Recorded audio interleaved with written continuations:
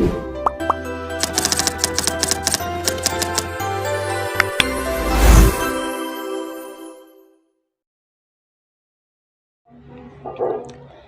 reflection in Journal 5, 7 essentials must have for Christian living.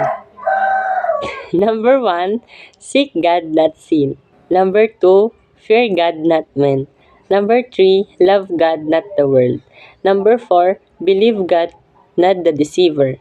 Number 5, obey God, not your appetite. And number 6, serve God, not self. And lastly, worship God, not your comfort. Seek God, not sin. Ang pagiging malapit sa Diyos ang dapat nating maging prioridad. Huwag nating hanapin ang ating kasalanan, kundi mas hanapin natin ang Panginoon. Fear God, not men. Katakutan natin ang Diyos, wag ang mga tao. Love God, not the world. Ang pagmamahal sa Diyos ay dapat mas malaki kaysa sa pagmamahal sa mga bagay sa mundo. Number 4, believe God, not the deceiver.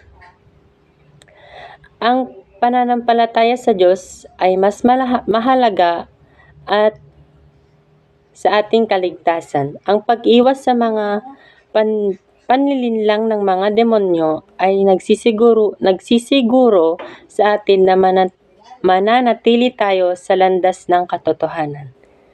And number 5, obey God, not your appetite.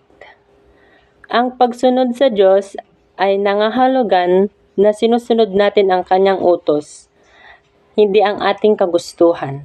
Number 6, serve God, not self.